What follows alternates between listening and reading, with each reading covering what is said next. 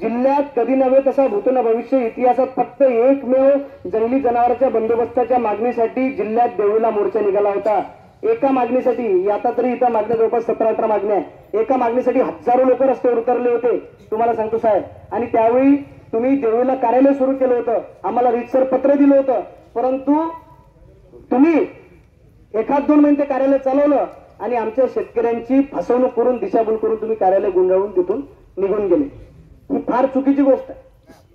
पुलगावला आम्हाला ऑफिस, आमचा शेतकरी देवळीवरून 25 किलोमीटर पुलगाव आहे। गरमे टाकळीवरून जर शेतकऱ्याला जायचं असेल तर त्याला किती किलोमीटर पडणार आहे? शिरपूरवरून किती किलोमीटर पडणार आहे? तांब्यावरून किती किलोमीटर पडणार आहे? तालुक्याचं ठिकाण देवळी आहे। इथं जो पंचायत समितीत येतो, तहसीलमध्ये येतो, इथेच जर समजा त्याला तक्रारीचा अर्ज देता आला तर तुम्ही व्यवस्था करायला अडचण काय? हजारो लोक येऊन जर तुम्ही आमची मागणी मान्य नाही करत तर तुम्ही तर 1-2 कास्तकाराल तर तुम्ही ऐकायचे नाही हो, ऐकायचे नाही 1-2 कास्तकाराल म्हणजे आम्ही आक्रमक व्हायला पाहिजे का? म्हणजे बघा साहेब, हे काही ऐकून घ्या, एक मिनिट इथं ऐकून घ्या, स्पष्टपणे मी सांगतो, इथं हे नौटंकी कोटी लिडरकी करायसाठी मी हे मोर्चे आंदोलन करत नाही। एक गोष्ट लक्षात ठेवा, मला काहीतरी खूप लिडरकी करायची आहे म्हणून हे मोर्चे काढायचे, त्या मागण्या मान्य हो का नाही हो, रिझल्ट पाहिजे। थांबा, इथं रिझल्ट पाहिजे। तुम्हाला सांगतो, मी कुठल्याही स्तरावर जाऊ शकतो, काहीही करू शकतो। उद्या तुम्ही म्हणू नका का त्या विषयासाठी तुम्ही एवढ्या मोठ्या स्तरावर का गेले म्हणून। तात्काळ तुम्ही आरेखुशी बोला खेडेकर साहेबांची, तुम्ही एक तर दिलं का कार्यालय? मग कार्यालय देऊन तुम्ही आम्हाला पत्र का दिलं? त्यावेळेस स्पष्ट म्हणलं असतं कार्यालय नाही देऊ शकत म्हणून, आम्ही काय ते आमचं बघितलं असतं। कार्यालय चालू केलं तुमचं, आम्ही अभिनंदन केलं बुके देऊन, त्याचा फोटो दाखवतो तुम्हाला। आणि तुम्ही आम्हाला फसवणूक केली, मूर्ख समजता का आम्हाला? शेतकऱ्यांना मूर्ख समजता का? त्याचा काहीतरी विचार करा ना। सगळीच कोण त्याची बोवण करून राहिले, वन विभागवाले बोवण करताय, महसूल बोवण कर, सगळे बोवण करून राहिले। तुम्ही तात्काळ त्याच्यावर विचार करा, नाही तर पुढचं तुमची लढाई तुमच्या सोबतच राहणार आहे आणि काय करेल तुम्ही त्याचा अंदाज लावू शकणार नाही।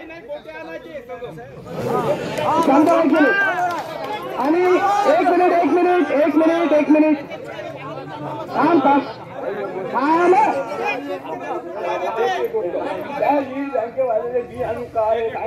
नाही ठीक आहे, 1 मिनिट। आता लीड बँकेचा विषय आहे, त्यांना मला फोन आला होता त्यांचा, मी म्हटलं तुम्ही उपस्थित राहा। हजारो लोक तिथे रस्त्यावर येऊन उतरते, त्यावेळी तुमच्या समोरून जाता मी तरी भाषणातून म्हणलं का लीड बँकेचे मॅनेजर आहे का म्हणून, त्यांनी 2 मिनिटं येऊन म्हटलं असतं का काही अमुक मिटिंग आहे तमुक मिटिंग आहे बा, मी इथे निघू शकतो, आम्ही सन्मानाने त्यांना जाऊ दिलं असतं। फोन करून उपयोग नाही ना साहेब, मला ना मोठे अनेक लोकांना वैयक्तिक भेटीसाठी बोलवतात, मला ते रस नाही त्या वैयक्तिक भेटी, मला या लोकांसमोर सगळं पाहिजे, यांच्यासाठी करून आलो, ते वैयक्तिक भेटीचा मला रस नाही। त्यांना सांगा पीक कर्जाच्या ते होल्ड तात्काळ हटवा म्हणा त्यांना। ते म्हणते मला तुम्ही वैयक्तिक नावं सांगा, वैयक्तिक नावं किती लोकांची सांगा, एवढ्या लोकांची वैयक्तिक नावं सांगू का मी? तात्काळ होल्ड हटवा। पीक विम्याची पीक कर्ज ज्या खात्यावर आहे, एक तर मला बोलू द्या नाही तुम्ही बोला सगळे, पीक कर्ज ज्या खात्यावर आहे ना त्याचे होल्ड हटवायला तुम्ही सांगा, तात्काळ सांगा, मी बोलतो तुम्ही सांगा। हा, आणि त्यांना सांगा आता काय होऊन राहिलं, पीक कर्ज लोकांना कशासाठी पाहिजे? शेती करायसाठी। आता सोयाबीन काढायला आलं, आता त्याला पीक कर्ज भेटून राहिलं, तर काही म्हणजे त्याला अर्थ आहे का? शेतीसाठी पीक कर्ज आहे, सोयाबीन निघताना पीक कर्ज देऊन करता का तुम्ही? व्याजासहित देणार आहे का? त्यानं जे काही सोनं ना गायन ठेवलं सण बायकोचं मायचं काही। त्याच्यानंतर शेतमजूर महामंडळाकरता शेतमजुरांना विमा सुरक्षा कवच मिळावे, शेतमजुरांच्या मुलांच्या शिक्षणाचा आरोग्य खर्च शासनाने उचलावा ही मागणी आहे। महात्मा ज्योतिबा फुले कर्जमाफी योजनेअंतर्गत नियमित कर्ज भरणारे 50,000 रुपये प्रोत्साहन अनुदानापासून वंचित असलेल्या शेतकऱ्यांना तातडीने प्रोत्साहन अनुदान मिळावे। शेतीला पूर्णवेळ वीज मिळावी। विहीर पंचायत समितीशी निगडीत येते, विहीर आणि घरकुलाची रखडलेले